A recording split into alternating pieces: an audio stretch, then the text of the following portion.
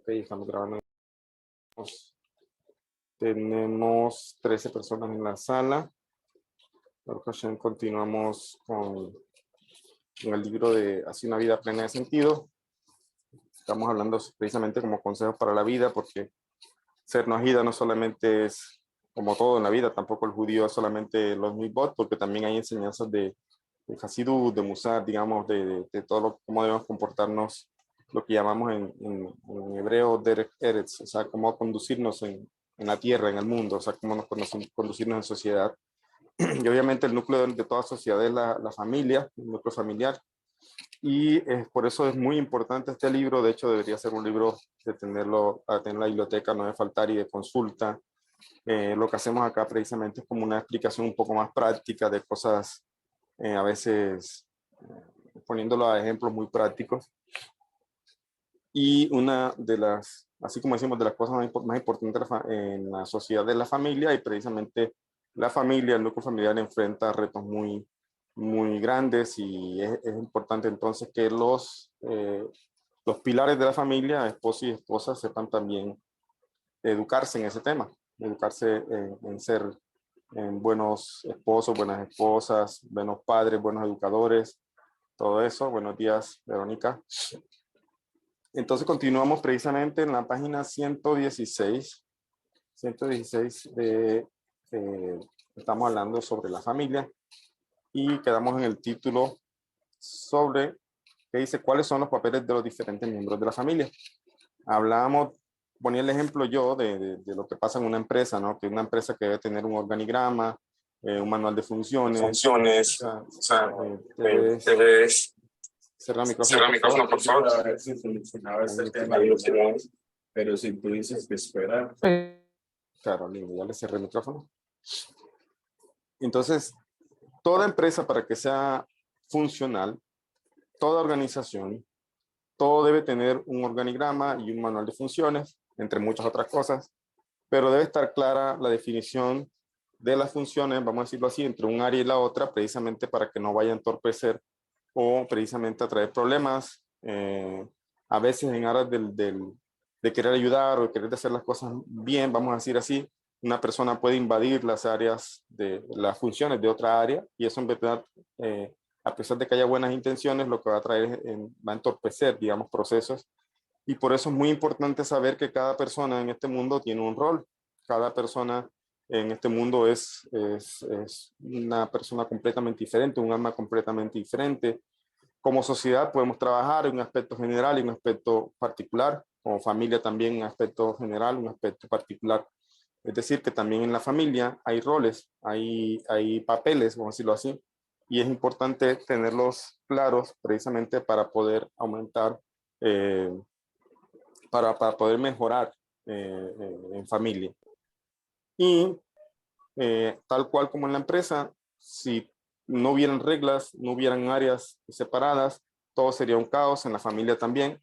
Entonces aquí el libro precisamente nos viene a hablar un poquito sobre estos papeles o estos roles de los miembros de la familia. Y dice así, dice, aunque madre y padre son socios igualitarios, cada uno tiene cualidades propias que se complementan entre sí en la construcción de un hogar sano. La madre es el fundamento de la casa. Aunque hoy muchas mujeres trabajan, nunca deben olvidar el hecho de que la sabiduría de las mujeres construye el hogar.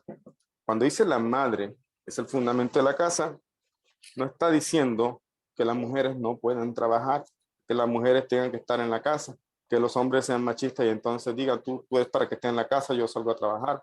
No. La madre, o sea, el rol de la madre es muy importante. Constituye o ayuda a construir las bases del hogar.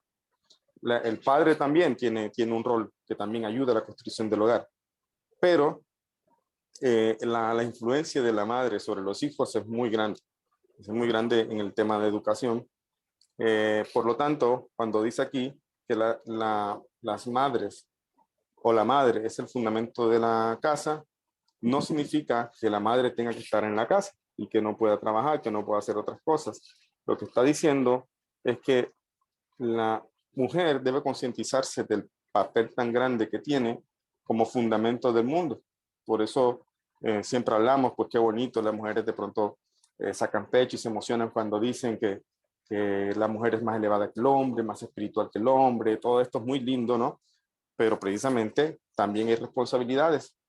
Hay responsabilidades y por eso también dice el proverbio, la mujer sabia edifica su hogar, la necia lo destruye. Entonces es muy grande la influencia de la mujer. La mujer tiene, lo vemos precisamente en lo que pasó en el Gran Edén. O sea, la influencia de la mujer influenció al hombre y bueno, el hombre hizo algo que no debía hacer, pero también no es culpa de la mujer solamente, el hombre también tiene responsabilidad. Pero aprendemos que la mujer puede persuadir mucho, puede lograr encaminar, tiene ese poder de convencimiento, vamos a decirle así, de persuasión hacia lo que quiere, que muchas veces precisamente lo utilizan para mal, lo utilizan para conseguir objetivos y cosas que no son realmente importantes, o para manipular, etcétera. No estoy diciendo que la mujer haga todo esto, el hombre sea un santo.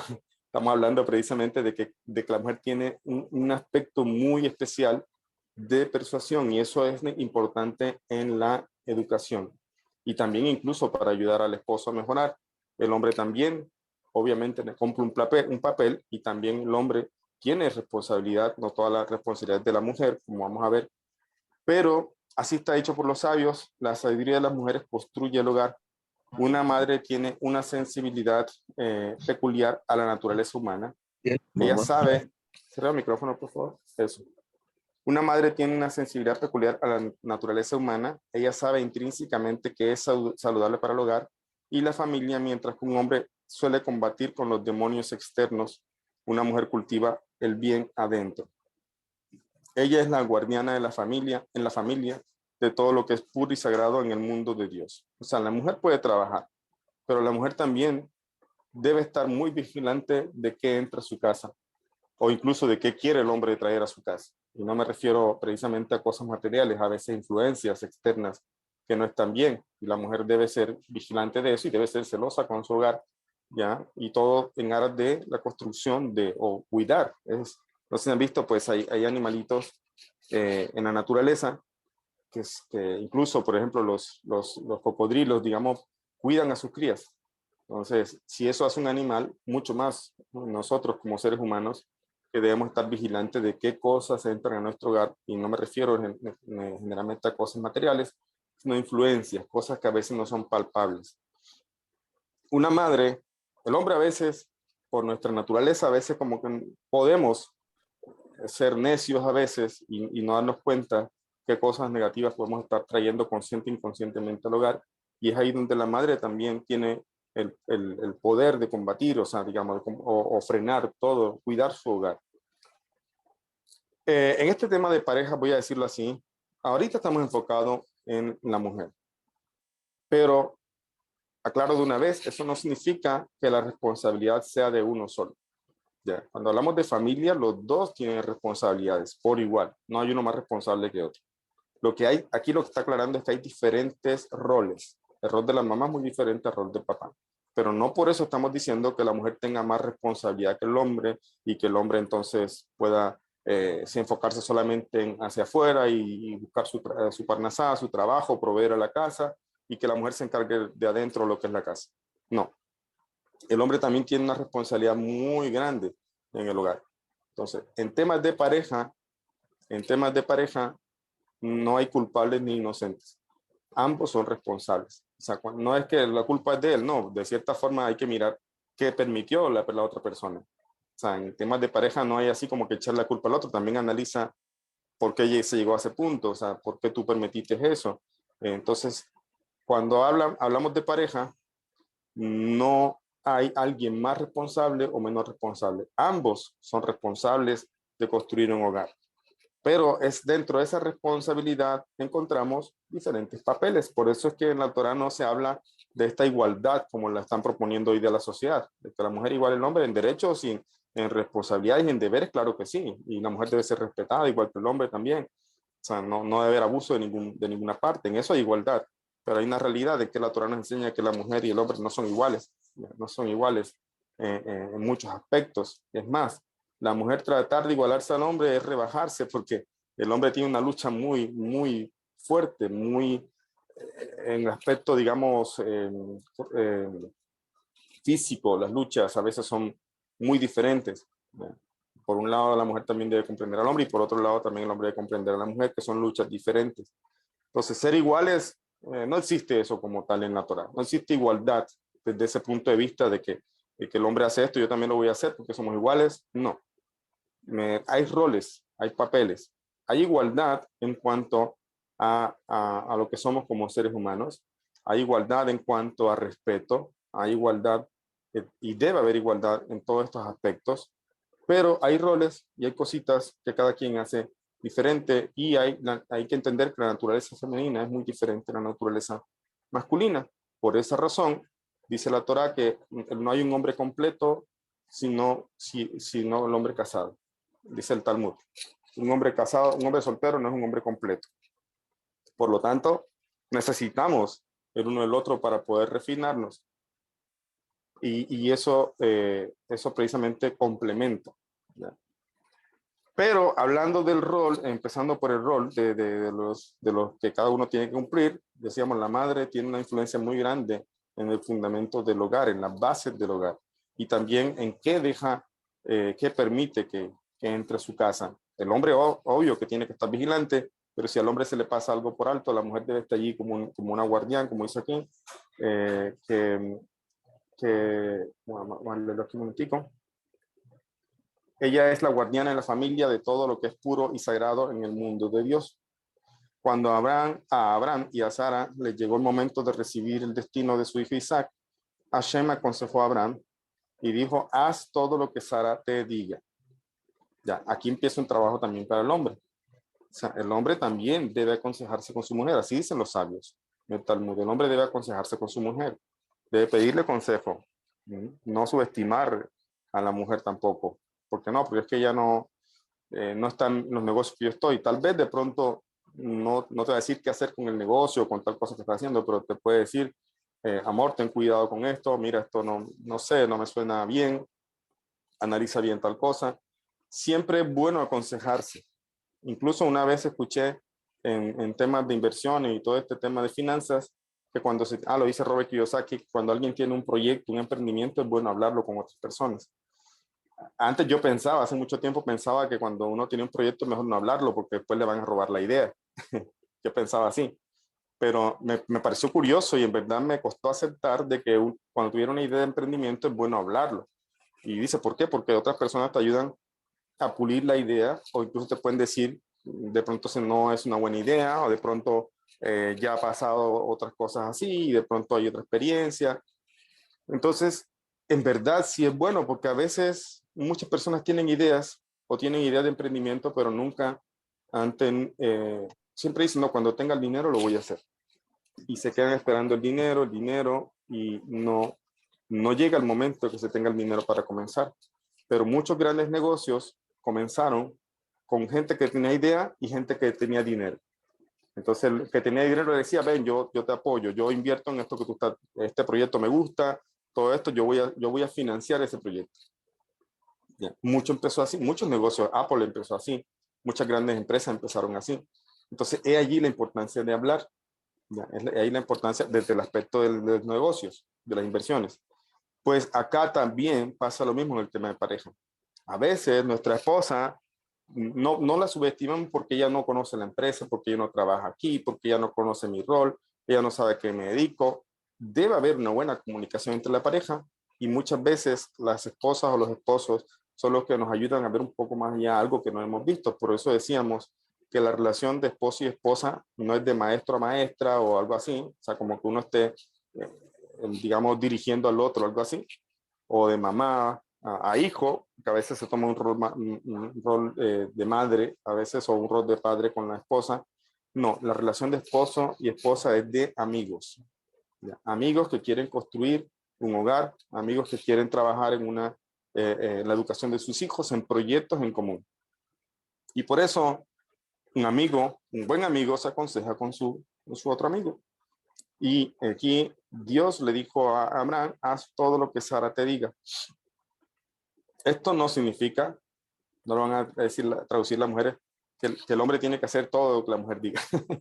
No lo vamos a extrapolar así. Estamos hablando de que debe haber comunicación. En este caso, Hashem tenía sus razones para decirle a Abraham, haz todo lo que Sara te diga. Sara era una sadicá, Sara era una profetisa y dice el Midrash que incluso tenía un nivel de profecía más alto que el de Abraham, Sara. ¿Ves? Entonces estamos hablando de algo muy, muy importante. No es por casualidad que Hashem le dijo a Abraham, haz lo que te diga Sara. Una madre tiene la fortaleza y paciencia para enfrentar las situaciones más difíciles. Ella puede comunicarse y hacer las cosas sin enfrentamientos. Los maridos o padres harían bien en aprender estas cosas de sus esposas. Es decir, la mujer sabia y persuasiva, como decíamos, puede hacer las cosas de una manera más tranquila. Los hombres a veces vamos un poco más burdo y a veces al enojo y otras cosas, pero precisamente es bueno aconsejarse con la esposa. De aquí aprendemos eso. Aprendemos que es bueno que nos aconsejemos, y por otro la mujer es bueno, está obligada, vamos a decirlo así, a ser sabia. Precisamente todos estamos obligados a ser sabios, pero si un hombre se aconseja con una mujer, entonces va a depender qué tipo de mujer tiene, si es una mujer sabia o no, porque también aprendemos eso, por ejemplo, de Korah, que Korah, su esposa fue la que lo provocó a la rebelión. Vamos a ver el parashot que viene más adelante. Ya, Korah se rebeló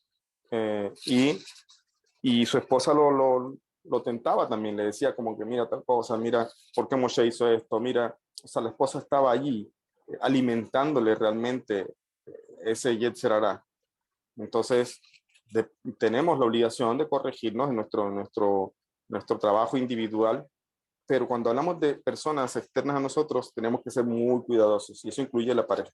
Entonces, si yo quiero a mi pareja, voy a ser muy cuidadoso con lo que le voy a decir, no lo voy a meter en problemas. Y es ahí donde está hablando esto acá.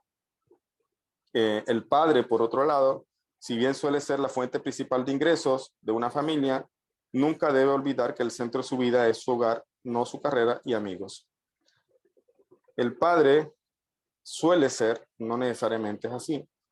Conozco casos de mujeres que están ganando un poco más que sus esposos, cosa que no debe ser problema. O sea, me refiero, esto puede ser transitorio. O sea, si una mujer está ganando mejor que su esposo, eso también es parte de la comunicación, no por eso le va a divorciar. ¿Ya? Pero el esposo sí o sí está obligado a seguir esforzándose y ojalá aumentar sus ingresos. Es decir, es un apoyo. Hay momentos en que la pareja o el esposo de pronto se quedó sin trabajo.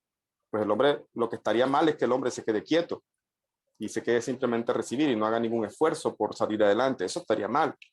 Pero dentro de ese trabajo en pareja, que la mujer entienda que el hombre o gana menos o el hombre no tiene trabajo en el momento y que se está forzando por hacerlo, pues esos son momentos que se atraviesa en la situación de vida, de la familia. Pero el hombre normalmente puede ganar un poco más, cosa que, como digo, el libro no, por eso lo dice suele ser, porque en verdad pasa a veces lo contrario.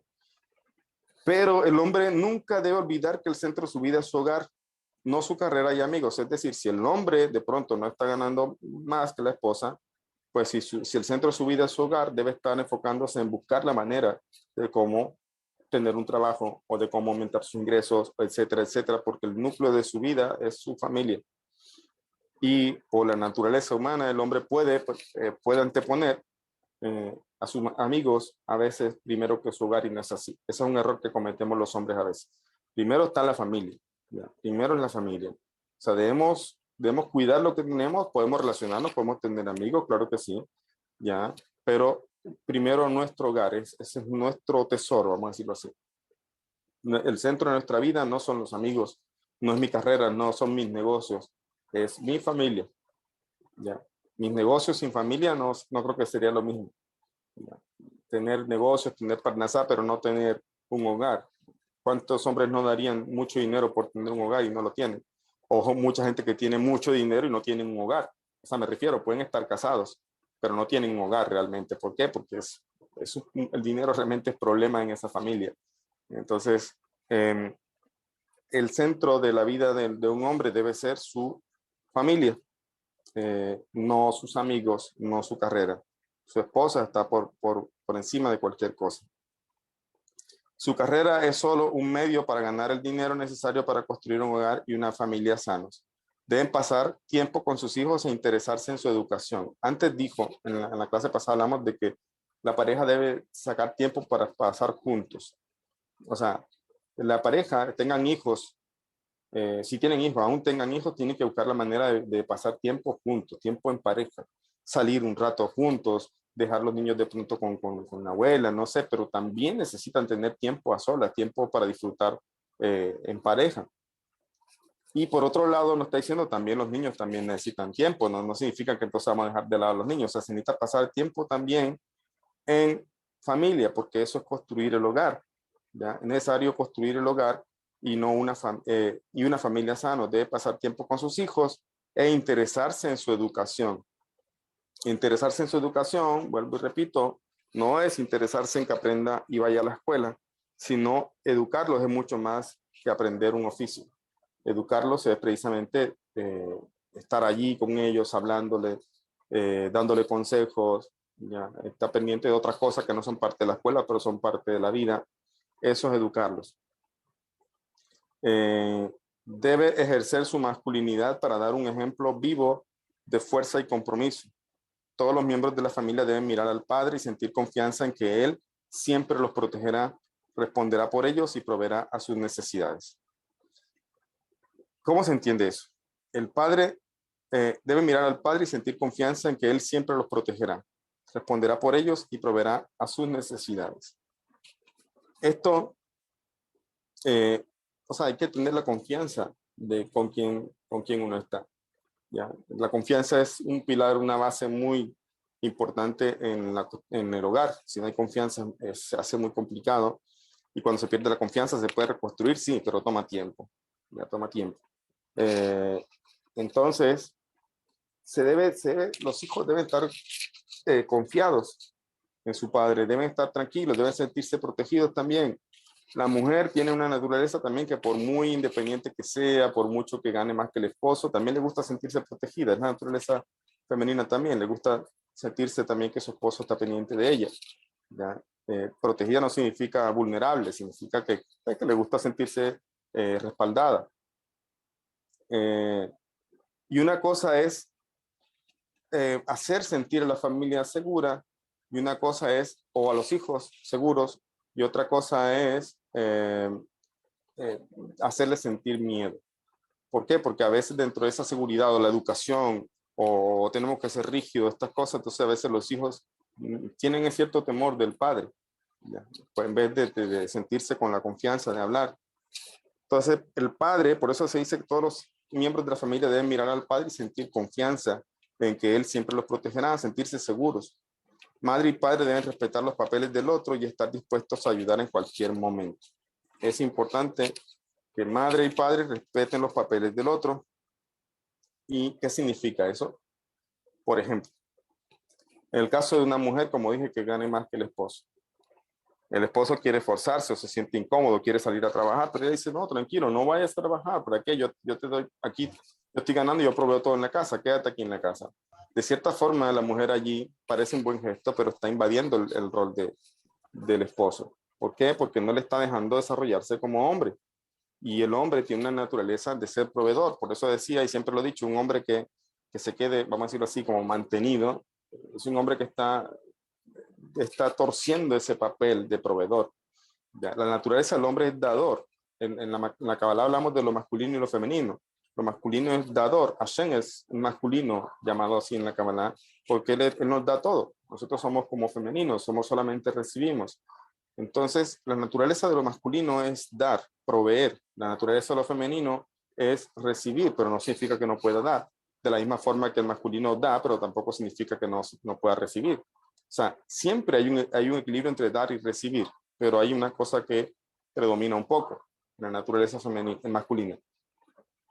A nosotros los hombres, si hay un hombre que de pronto su esposa gana más y se siente incómodo, pues eso es un buen síntoma. Un buen síntoma porque él no es machismo, no se trata de eso, se trata de que eso es naturaleza humana, del hecho de buscar ser proveedor y dar. No es realmente la naturaleza masculina estar simplemente recibiendo y sin ningún tipo de esfuerzo. Cuando la mujer mantiene al hombre porque lo ama, entre comillas, realmente está usurpando el papel que le toca. Pues debería haber una comunicación, un equilibrio, sí, una ayuda, sí, pero no eso de que quédate en casa, que yo he escuchado casos así, yo te mantengo, solamente quédate aquí, y el hombre se dedica también al hogar. No, no es lo normal. Del mismo modo que eh, la mujer también, como decíamos, según la Kabbalah, el femenino es receptor, pero eso no significa que la mujer no haga nada, no significa que la mujer no se esfuerce en nada, sino que simplemente está ahí. No, la mujer también tiene que esforzarse, tiene que buscar la manera de también salir adelante, ser proveedora, no depender completamente de su esposo. Conozco el caso de una persona que falleció su esposo y está viviendo una crisis tremenda porque nunca prácticamente hizo nada, solo su esposo le proveyó todo y siempre que faltaba algo en la casa le daba todo. Y eso es bueno, es un buen esposo, pero por otro lado ella debió esforzarse también en no quedarse tan así, tan atrasada, digamos, que no sabían incluso de dónde ir a pagar los servicios públicos. O sea, una cosa terrible, porque prácticamente llegó a una dependencia total y esa no es la idea. El hecho que la mujer reciba también, que reciba del hombre, que el hombre tiene que dar, que la mujer también puede trabajar y también puede ser proveedora, sí, pero también hay un error cuando los dos son proveedores y los hijos quedan al, a la intemperie, quedan educados por la televisión o solamente por los abuelos, etcétera. O sea, no, no es así. Los abuelos muy buenos y todo, pero necesitan los padres ocuparse de sus hijos. Eso es otra cosa que también es importantísimo. A veces los abuelos ya están más consentidores, ya como están un poco mayores, ya ven a sus hijos y los consienten mucho, a sus nietos, perdón. Entonces sí, los dos pueden proveer, pero por naturaleza el rol del hombre es proveedor. No está bien que un hombre se siente solamente a recibir. Sí, la mujer es receptora, pero tampoco está bien que la mujer también solamente se sienta a recibir. También es bueno que la mujer salga adelante, potencie sus cualidades y también sea proveedora, como llaman hoy día, una mujer empoderada. Cierto, que habla mucho de eso también.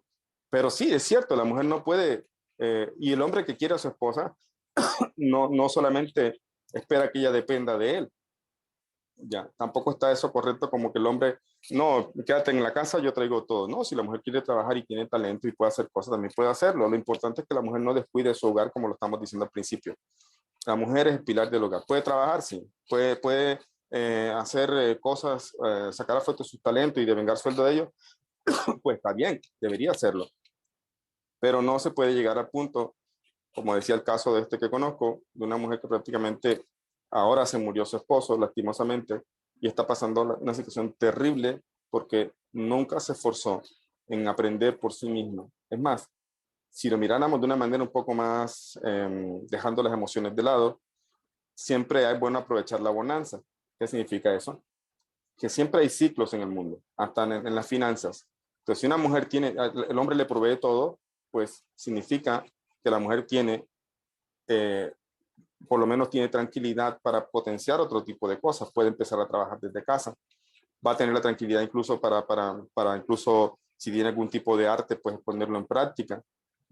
¿Por qué aprovecha eso? Porque no está necesitando un dinero inmediato, pero puede construir una empresa incluso. Tiene el tiempo para hacerlo. ¿Ya? ¿Por qué? Porque su esposo está proveyendo. En el caso que de pronto la mujer no esté trabajando, pero aún desde casa puede hacer algo. Pero no es correcto de que un hombre le diga, tranquila, no hagas nada, solamente quédate en casa, yo te proveo todo. ¿Por qué? Porque le está causando, de pronto le está causando una dependencia y el día que el hombre falte, solo va a haber un problema. Si el hombre realmente quiere a esa persona, si uno quiere a los hijos, pensemos en los hijos.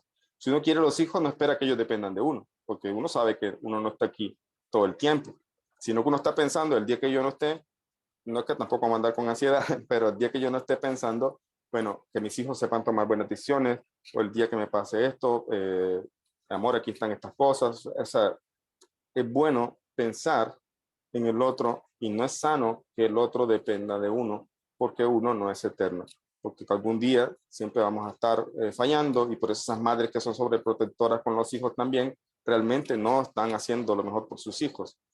Lo correcto es que los hijos empiecen a ellos mismos salir adelante y uno haciéndole un acompañamiento, sí. Pero no es correcto uno generar una dependencia, ya sea que uno la vaya generando activo hacia el otro y el otro pasivamente se va volviendo dependiente del otro, no está bien, porque la verdadera, o sea, a pesar de que habíamos hablado de papel receptor y dador, aún cada uno tiene también el otro aspecto de dar o recibir, y debemos potenciarlo en aras de qué, en aras de lo que se llama el hogar. Por eso aquí, madre y padre deben respetar los papeles del otro y estar dispuestos a ayudar en cualquier momento. No se debe violentar o acaparar o impedir que el otro desarrolle su papel como madre o como padre. Cuando una madre y un padre se tratan entre sí con respeto y cooperación, sus hijos inevitablemente aprenderán a hacer lo mismo. También me acuerdo del caso de una alumna también que pasaba el caso parecido, como les decía, o sea, ella buscaba que su esposo trabajara, pero en casa, porque ella quería tenerlo allí. Y el esposo pues, quería tener un mejor ingreso y quería de pronto otras oportunidades, pero no se iba porque de alguna manera ella no quería. Pero al final de cuentas, después de varios consejos, varias reuniones, ella se dio cuenta que estaba haciendo mal y el esposo empezó a buscar un trabajo. Hoy día está trabajando un mejor sueldo, se siente bien, porque yo le decía, es que uno como hombre no se siente bien, a pesar de que usted lo quiera y todo, no se siente bien uno que le estén dando todo o que la mujer esté ahí solamente proveyendo. O sea, no, déjelo que él ejerza su parte como hombre. Eh, y entonces empezaron así. Entonces hoy día Baruch Hashem está en otra situación y el hombre está ganando bien, se siente, como dicen por aquí, se siente realizado. Porque es la realidad. Cuando el hombre, un hombre, hombre que le gusta estar mantenido, que le gusta que le den todo, esa cualidad es algo, es un rol que está corrupto, vamos a decirlo así. El hombre no está allí solo para recibir, estamos para dar. Podemos recibir, claro, porque ese es el equilibrio que hay en este mundo, dar y recibir. Pero nuestra naturaleza es dador. De la misma manera, una mujer recibe, claro que sí, pero no puede solamente recibir y no procurar darse a ella misma o no procurar dar al otro. ¿Por qué? Porque tampoco es una cualidad sana. Está corrupta esa cualidad de recibir. Cuando una madre y un padre se tratan entre sí con respeto y cooperación, sus hijos inevitablemente aprenderán a hacer lo mismo.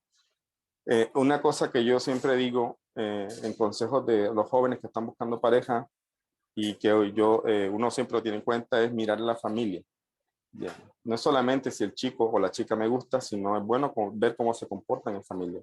¿Ya? ¿Por qué? Porque generalmente si son chicos que no respetan a los padres o dicen cosas en frente de ellos así, sin pena que uno esté allí, pues lo más probable es que eso también va a pasar cuando ya formen un hogar.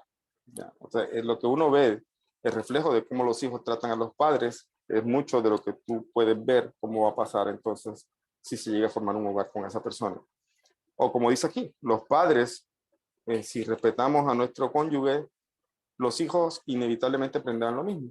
O sea que un hijo que ve cómo su padre respeta o exalta a su madre o viceversa, pues también aprenden a exaltar el rol de la mujer, de su esposa, y la mujer empieza también a entender o sea, hay Shalom Bay, se empieza a construir Shalom Bay desde ahora, desde que estamos criando a los hijos, la paz en el hogar. Los niños deben ser alentados a participar en todos los aspectos de la vida familiar. Los hijos mayores deben ayudar al cuidado de sus hermanos menores. Así no solo se ganarán agradecimiento y amor de sus padres, sino que aprenderán a dar amor a alguien más joven y más necesitado que ellos. En la medida que los hijos crecen, es bueno involucrarlos en las cosas, las responsabilidades del hogar. ¿Ya? Hay que sí o sí enseñarles sobre eso. Hay un amor natural entre hijo y padre. Aún así, podemos ver que los hijos dan por sentados a sus padres. Sabemos que los hijos tienden a rebelarse cuando sus padres les exigen amor. Es mejor enseñarles a amar a algo mucho más grande que ellos, Dios. El mensaje que deberían oír nuestros hijos, los hijos de los padres, perdón, es respétame, no porque yo soy tan grande, sino por causa de Dios. Eso le enseñaba yo a mi hija también en esta mesa de Shabbat. El Shabbat pasado le decía, en la misbah de Kibud Abaen, de respeto a los padres, aprende del respeto que tenemos que tener a Dios. Nosotros somos socios en la creación de la vida de los hijos, por lo tanto, de ahí se aprende también que los hijos deben respetar a los padres también, de la misma de respeto que tiene uno hacia Dios. Entonces, así como Dios me dio la vida a través de tus abuelos, Dios te dio la vida a través de mí. Los padres, por supuesto, deben examinar cómo tratan a sus padres, especialmente frente a sus hijos. difícilmente podremos esperar que nuestros hijos nos escuchen cuando nos comportamos al contrario de lo que les enseñamos. Y ese es el reto de tener hijos. ¿Por qué? Porque nos vemos obligados a precisamente a refinar nuestras cualidades frente a nuestros cónyuges, porque los hijos van aprendiendo, ¿ya? Y por eso uno tiene que corregir. A veces dice una cosa, después uno tiene que rectificarla, porque ellos escuchan y empiezan a repetir las cosas. Las responsabilidades de los padres son realmente múltiples y deben comprender la gravedad de estas responsabilidades. Construir un verdadero hogar es una tarea a tomar seriamente, más seriamente que el trabajo al que vamos todos los días para ganarnos la vida.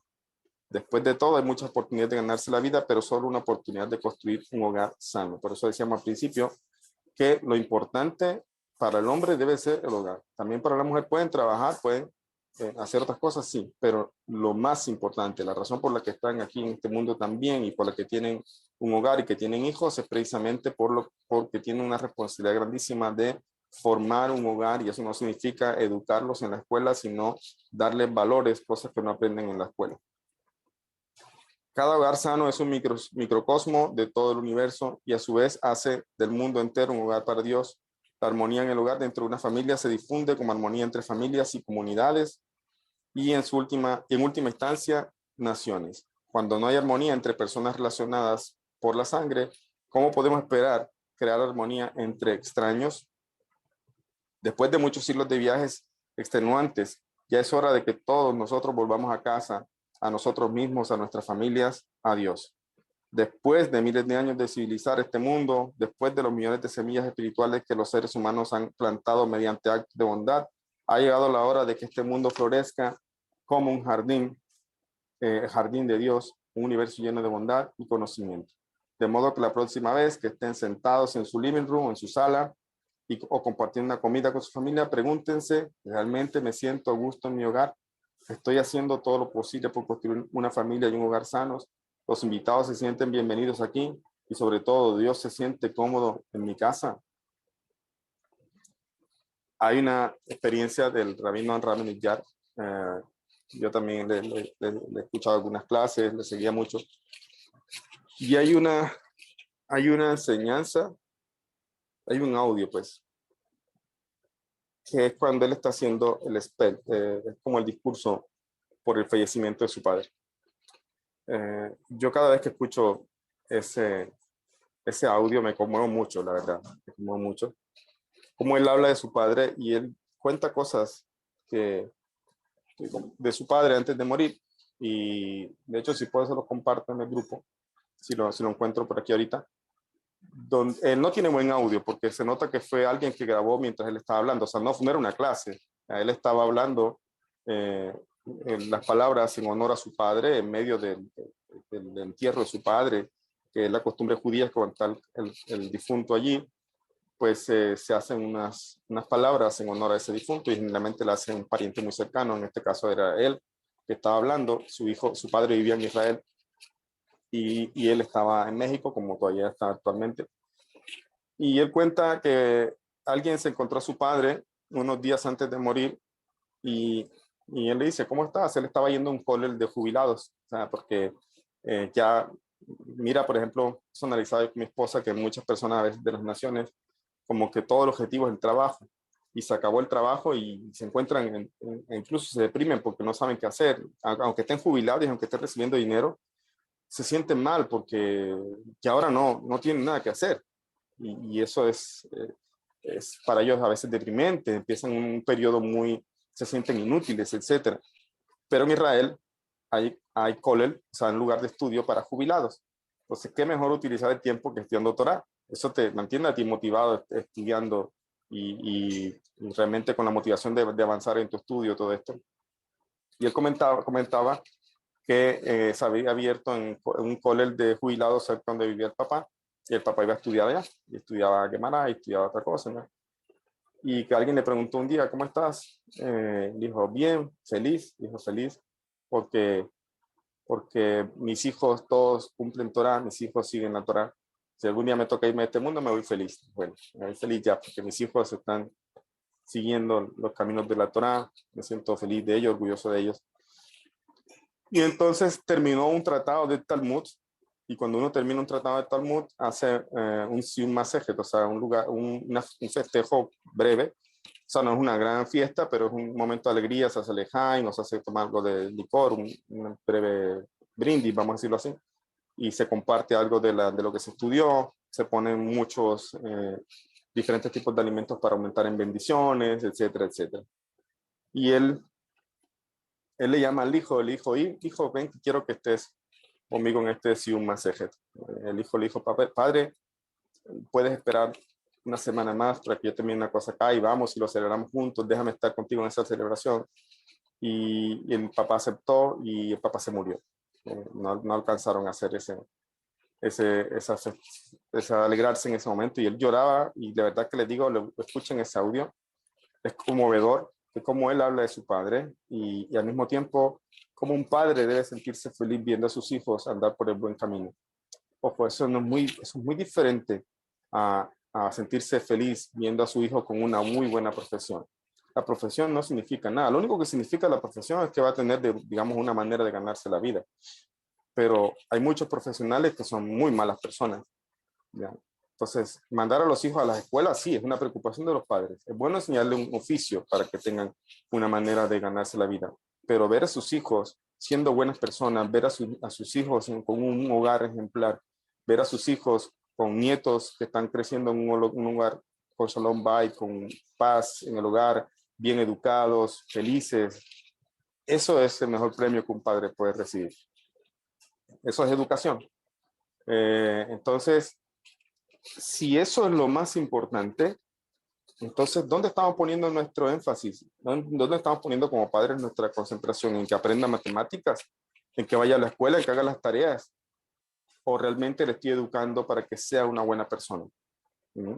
Educarle para ser una buena persona implica que yo debo ser una buena persona, un buen ejemplo para él. Y eso implica un esfuerzo de mi parte también en cambiar malas actitudes, ¿ya? Eso es lo que, y es el esfuerzo. Esa es la maravilla de tener hijos y de tener familia.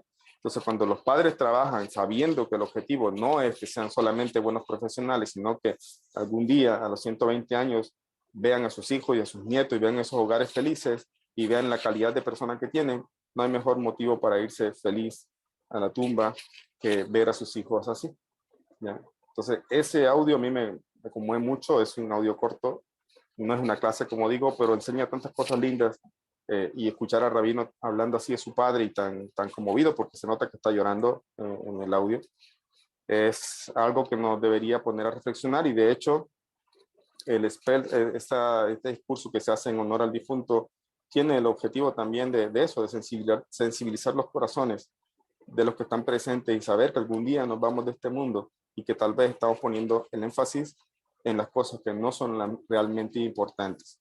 Entonces, el hogar es una de las cosas más importantes. El hombre debe saber que el hogar es lo más importante. Puede dedicarse a otras cosas, sí, pero su hogar es lo más importante. La mujer puede hacer otras cosas, sí, pero su hogar es lo que están construyendo, es lo más importante.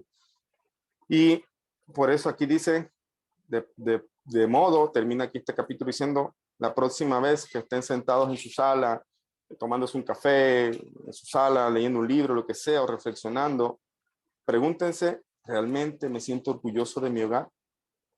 ¿Estoy haciendo todo lo posible por construir una familia y un hogar sano? ¿Los invitados se sienten bienvenidos aquí? Y sobre todo, ¿Dios se siente cómodo en mi casa? Muy buenas preguntas para reflexionar en el día a día, en lo que estamos haciendo. Y termina aquí el capítulo con una reflexión. Dice, el Rebbe fue separado de sus padres a finales de la década de 1920, cuando tenía 26 años, y no se reunió con su madre hasta 1947. Su padre había fallecido 3 años antes. El Rebbe solía expresar su angustia por no haber tenido la oportunidad de cumplir con sus obligaciones de honrar a sus padres por tantos años. Cuando el Rebbe se reunió con su madre después de todos sus años de separación, se abrazaron por 20 minutos sin proferir un sonido. Imagínense un abrazo silencioso de 20 minutos. A partir de entonces, él la visitó todos los días, caminando a la casa de ella a última hora de la tarde para servirle un té y pasar un rato hablando. Poco después de la desaparición de su madre en 1965, el Rebbe fue visitado por una adolescente que expuso un conflicto que estaba teniendo con su madre. La joven estaba enojada porque su madre no le daba tanto dinero como ella sentía que necesitaba. Y el Rebbe le respondió con tristeza: este año perdí a mi madre. ¿Sabes cuánto dinero daría por verla una sola vez más? Tú tienes a tu madre contigo y dejas que el dinero las separe. Wow, sorprendente. Hay una historia también que una vez un chico que sentía pensamientos suicidas fue donde el Rebbe y le dijo que nadie lo quería, que él sentía que no tenía ningún propósito, que sentía no sé cómo, que esto y lo otro, se quería suicidar. Y el Rebbe solamente empezó a llorar y a llorar y a llorar, pero con mucho dolor. Y el chico se quedó sorprendido, le dijo: Rebbe, ¿qué pasa? Porque le dijo, o sea, que no me acuerdo la expresión, pero le dijo como que estaba llorando por él. O sea, porque él era muy importante para él y cada judío es importante para Dios. Y dice que el chico se fue corriendo de allí, asombrado y temeroso, y al mismo tiempo sintió que nunca había sido tan importante para alguien. ¿Ya? En verdad, a veces son pensamientos que se nos meten en la cabeza, pero para Dios cada ser humano es importante. Pensemos en eso. ¿Ya? El Rebbe lloraba al escuchar a un joven decir que se quería quitar la vida, pensando que no era importante, cuando él le dijo: tú eres importante para mí. O sea, ¿cómo no voy a llorar por ti? ¿Ya? Entonces, esos son los impactos que tienen en la vida las personas que tienen Torah. Y por eso uno tiene que, en la medida que avanza, en la medida que está estudiando todas estas cosas, construirse. Así como no podemos construir un hogar si no nos construimos a nosotros. Como padres, como hijos, tenemos, o como esposos, tenemos que construirnos. No es que me casé y ya, tengo a mi esposa en la casa y yo llevo lo que tengo que llevar. No, no es así. Yo tengo que seguir construyendo. El matrimonio es el principio de una construcción. No es el principio para yo relajarme y pensar que ya todo está hecho. No, todo lo contrario. Hay tanto que hacer. Hay tanto que hacer en el matrimonio. Que no es solamente que ya la meta fue el matrimonio. No, el matrimonio fue un compromiso. Fue algo que empezaron ahora dos constructores, se asociaron, vamos a decirlo así, para construir un hogar. Pero esta sociedad no termina nunca. Ya, esta sociedad entre comillas. Esto es un constante crecimiento. Incluso algún día que los hijos se vayan del hogar, casados, bien casados, con personas justas, personas temerosas de Dios, pues aún así se sigue construyendo el hogar. Los dos esposos siguen estando ahí para uno para el otro. Y por eso es importante seguir construyendo continuamente, aún a sabiendas que algún día los hijos se van a ir. Cuando eso pase, el hogar está bien construido, la pareja está bien construida, y entonces va a seguir habiendo un trabajo de crecimiento personal. Ok, bueno, ahí terminamos este capítulo. Viene el capítulo 10 que dice: la salud y el buen estado físico, la mente sana y el cuerpo sano. Hasta aquí termina como esta primera parte del libro, que tiene que ver con el crecimiento, con la adolescencia, con la sexualidad también hablamos. Ahorita viene a hablar un poco de lo que es, de la manera que tenemos que cuidarnos también desde la parte externa. O sea, también hay un cuidado del alma, que es lo que está hablando, pero también ahorita va a hablar de la importancia de cuidar nuestro cuerpo. También tenemos una obligación, de hecho es una misma para nosotros cuidar nuestro cuerpo, porque sin cuerpo no podemos hacer lo que tenemos que hacer en este mundo. Por lo tanto, tenemos la obligación de cuidar nuestro cuerpo. Luego viene hablando del trabajo, después de la sedacá y la riqueza, la vejez y el retiro, la muerte y el duelo, el dolor y sufrimiento, y pasamos a otra etapa del libro. Pero aquí, como quien dice, se termina toda esta etapa enfocada, digamos, a la pareja, a la familia, a la educación de los hijos. Va a seguir hablando de familia, obviamente, porque al final no somos seres aislados. Vamos a seguir hablando de familia, pero empieza a hablar un poco en énfasis del trabajo y también el tema del cuidado del cuerpo, nuestra salud. ¿Ok? Entonces vamos a dejar ahí. No sé si tiene algún comentario, alguna pregunta que hacer. Les escucho si tienen algún comentario.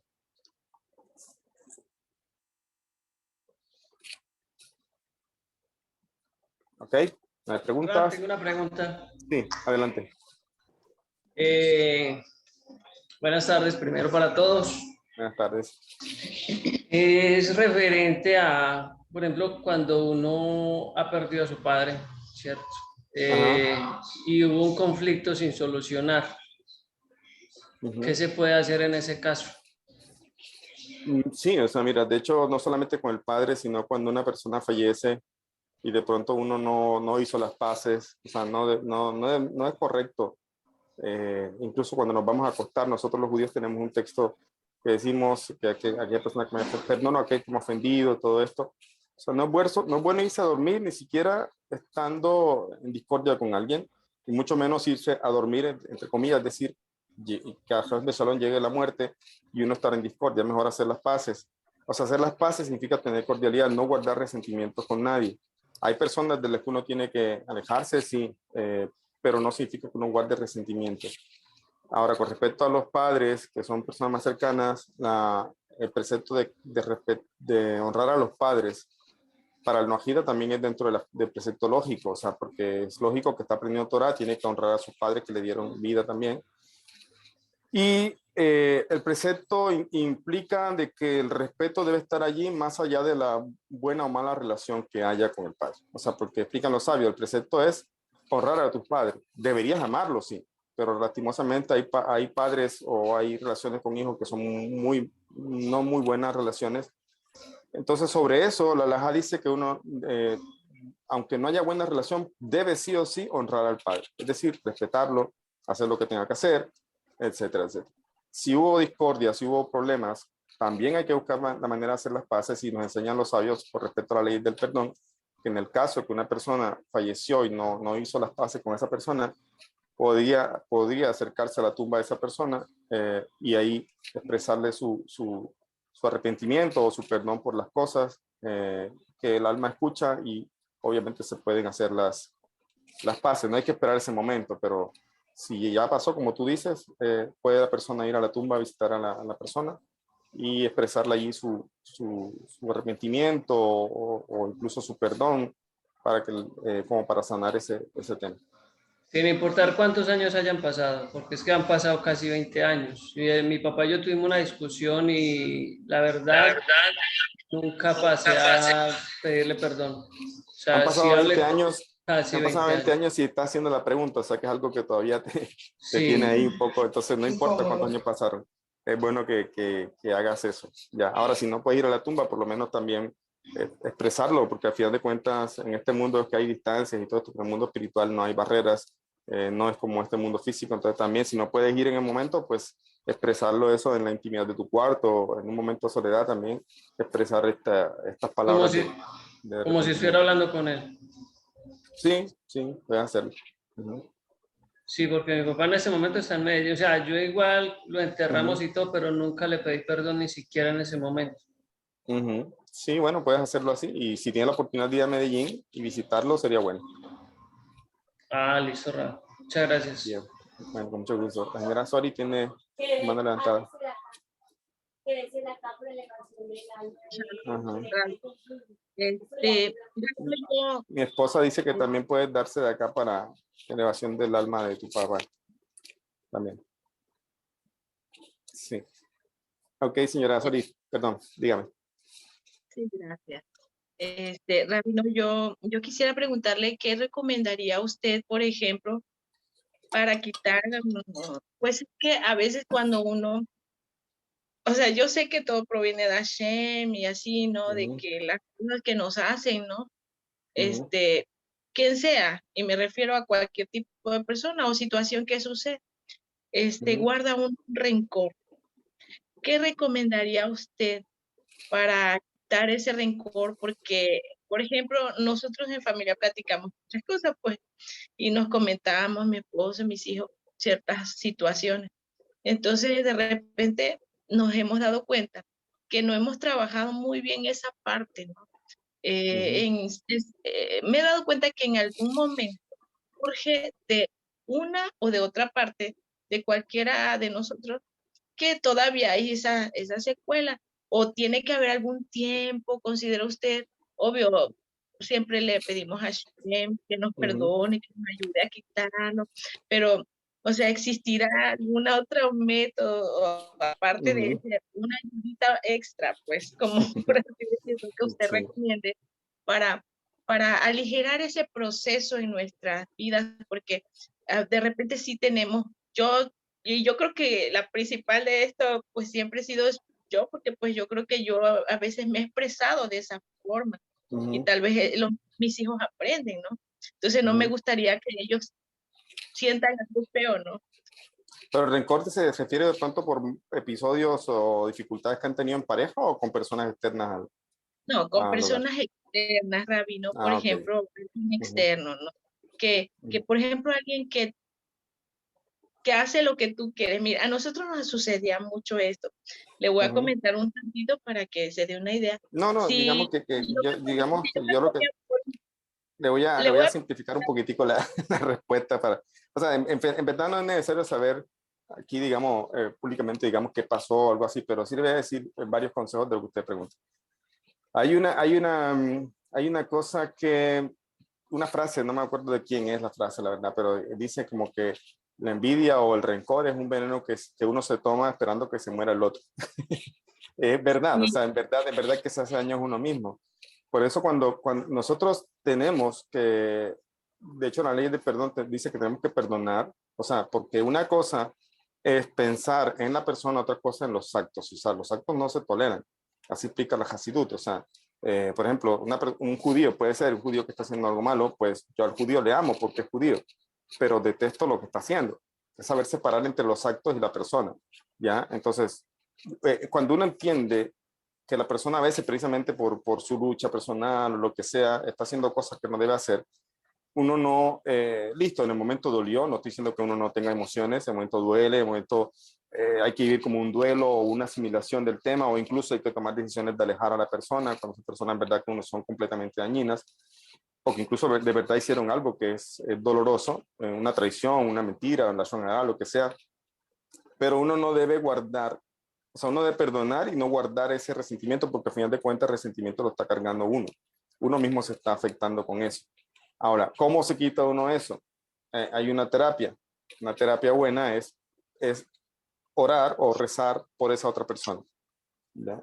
Es pedir por esa otra persona que le pasen cosas buenas, o sea, no desearle lo malo, todo lo contrario, empezar a principio no sale porque está el dolor, pero empezar a pedir porque al otro le pasa algo bueno, o sea, que pedir el bien para esa persona, que Hashem le perdone, o que Hashem permita se cambie su conducta, que en algún momento Hashem le muestre el camino correcto, o sea, hacer este tipo de peticiones es algo que al mismo tiempo tiene un efecto de uno descargarse como ese odio, ese resentimiento hacia el otro. Al mismo tiempo uno está deseando que esa persona, algo bueno para esa persona, o sea, que haga teshuvá, que Hashem dirija su camino. Eso en verdad es como tips que yo recomendaría, o sea, que puede hacer la persona, porque no, ahora si se pueden, o sea, si hay algo que yo pueda solucionar, estamos en la obligación de solucionarlo con la persona. ¿Por qué? Porque hay tipos de pecados o de cosas que Hashem no perdona. La perdona a la persona con la que uno tuvo el altercado, la dificultad. Entonces, hay cosas que tiene uno que hablar con la persona y si es uno que hizo algo malo, pues pedir disculpas. La otra persona también debería pedir disculpas, pero a veces como su orgullo no lo deja, entonces por lo menos de mi parte yo le perdono, aunque no me haya pedido disculpas, le perdono, le quito, no cargo con eso, porque yo entiendo que eso se lo va a contar a Hashem si yo no le perdono.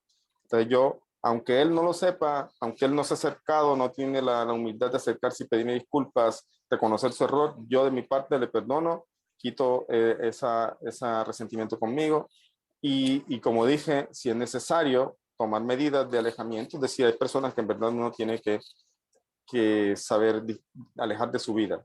Ahora, uno pensará, bueno, pero no es bueno ayudar a esas personas a que también sigan el camino de la Teshuvá. Sí, pero también hay que saber que ese camino es muy personal. Nadie puede obligar al otro. Ya, cada persona tiene que empezar a sentir su remordimiento, su paso, su camino. Aquí no, es imposible ayudar a una persona que no siente que no necesita ayuda.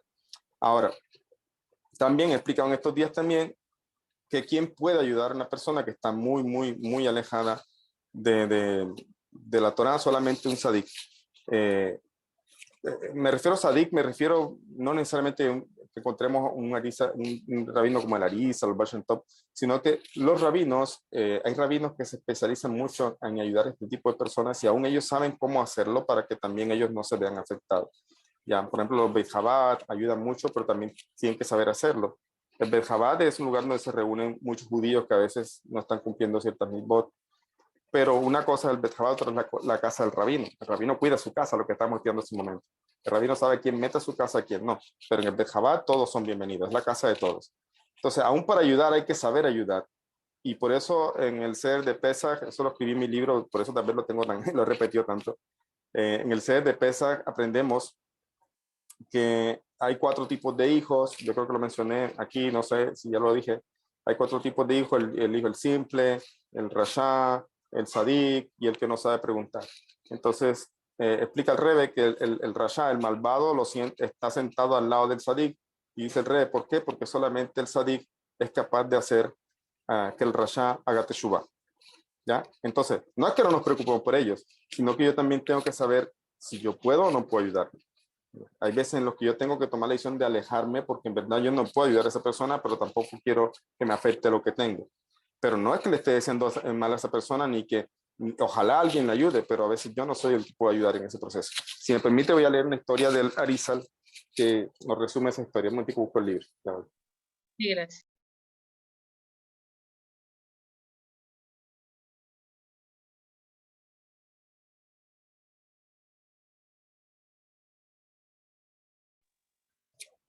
Mire, aquí tengo el libro. Lo tengo a la mano porque lo estoy leyendo conmigo. Hay una historia aquí muy interesante. Segundo. Aquí está, la encontré rápido.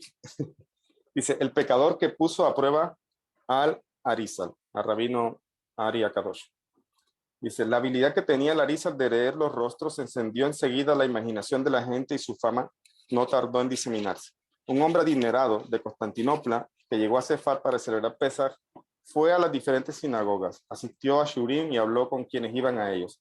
Así se enteró de que el Arizal podía mirar la cara de una persona y ver su pasado y su futuro, sus pensamientos más profundos y sus acciones más privadas.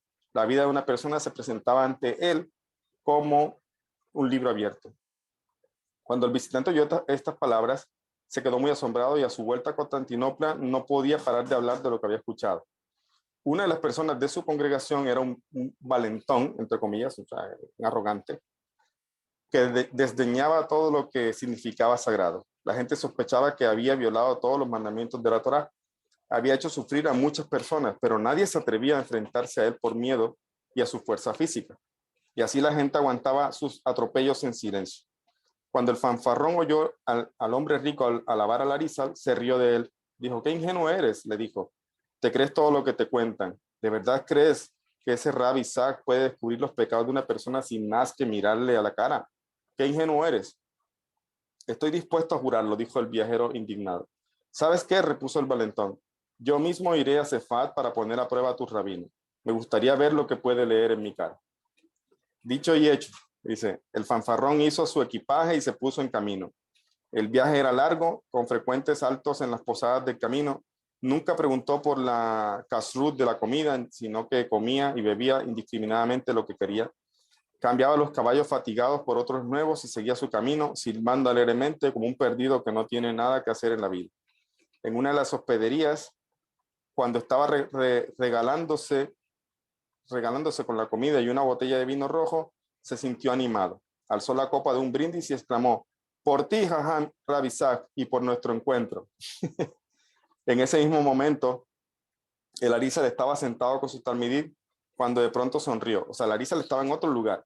Y este hombre venía en camino en otro lugar, hizo el lejain y el Arizal escuchó todo y se sonrió por el lejain que estaba haciendo. Los alumnos intercambiaron una mirada que no había nada en el contenido de lo que estaban estudiando que justificara su buen humor. Estaría haciendo algo mal. Cada uno de ellos empezó a examinar su conducta y sus pensamientos para ver si eran ellos los causantes de la sonrisa de Larisa. Mis queridos alumnos, dijo Larisa, en este mismo instante, un fanfarrón malvado de Constantinopla está viajando para probarme. Puedo verlo sentado en la mesa con una copa de vino en la mano, medio borracho. Cree que va a poder conmigo, pero veremos quién tiene la última palabra. No tardará en llegar. Y Larisa dijo el momento exacto en que lo esperaba.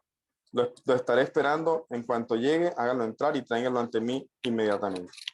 Rab Itzhak dio una exacta descripción del hombre para que sus discípulos no tuvieran dificultad en reconocerlo. Después añadió que el fanfarrón aquel era en realidad el Gilgul de un alma elevada, o sea, la reencarnación de un alma elevada, que pedía que le ayudaran con un tikkun, con una corrección. Él haría cuanto pudiera por salvarlo, llevándolo a arrepentirse.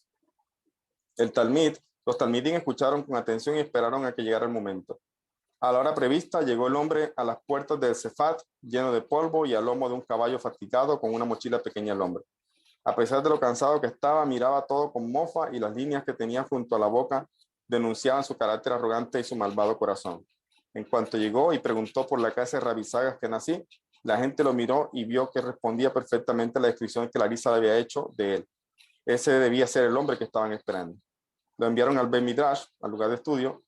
El forastero desmontó y se encaminó a grandes pasos a la puerta con mucha arrogancia, pero tan pronto como pisó el umbral, su confianza empezó a evaporarse. No podía explicarse lo que pasaba de pronto.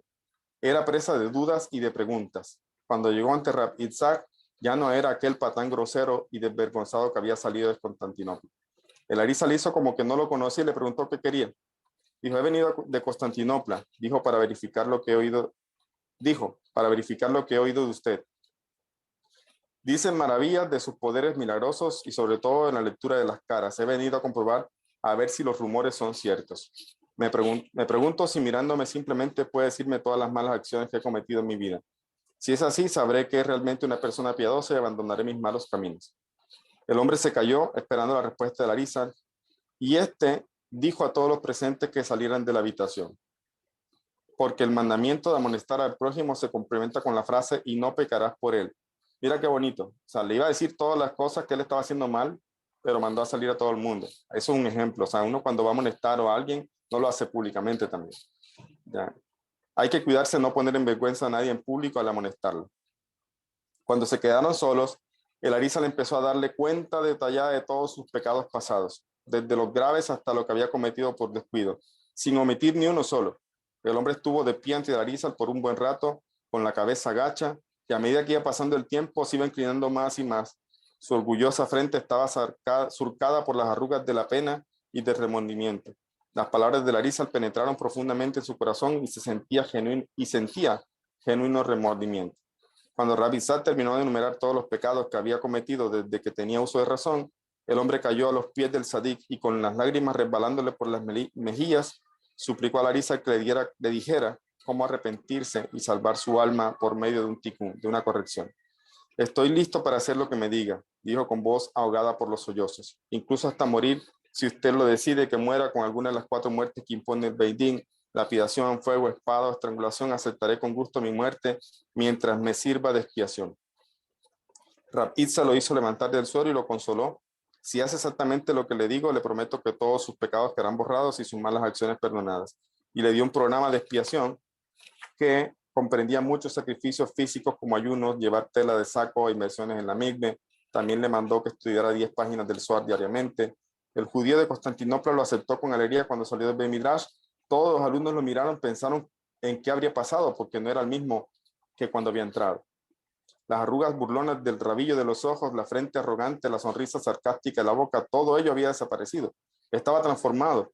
Ahora caminaba con la cabeza gacha y humilde y una mirada agradable en la cara. El maestro había logrado cambiarlo. El penitente, o sea, esta persona que hizo Teshuvah, volvió a Constantinopla. Las noticias de su cambio total de carácter corrieron como fuego por toda la congregación. Se había arrepentido de sus malas acciones. La gente se asombraba al ver su nueva conducta. ¿Ves cómo se mortifica con ayunos y otros sigufín, otros tormentos que decían unos a otros? Y ya sabes que ha empezado a ir con todos a quienes les hizo daño en el pasado para pedirles perdón. El penitente vio lo que le quedaba de vida por el nuevo camino y murió como un sadik verdadero y perfecto, un sadik gamut, que no es cualquier nivel. Ese es el poder de un sadik. Entonces,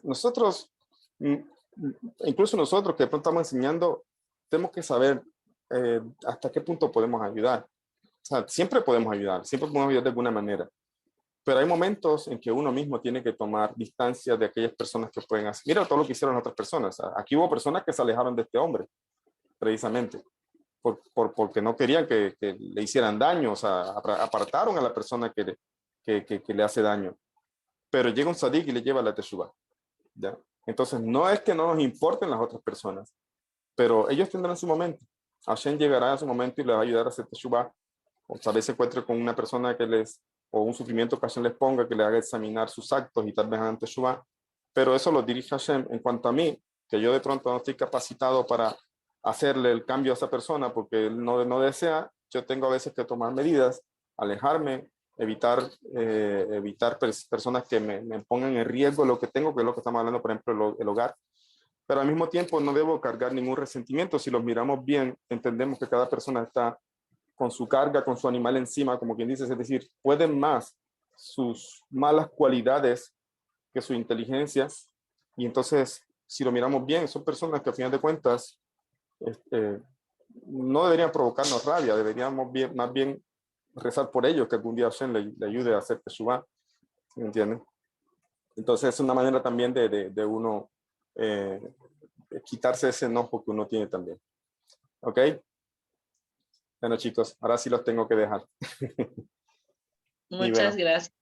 Muy buenas preguntas, la verdad, muy buenas preguntas y muchísimas gracias. Que dan espacio para aplicaciones. Bueno, les deseo una bonita tarde, todo lo mejor, bonita semana. Chao, chao.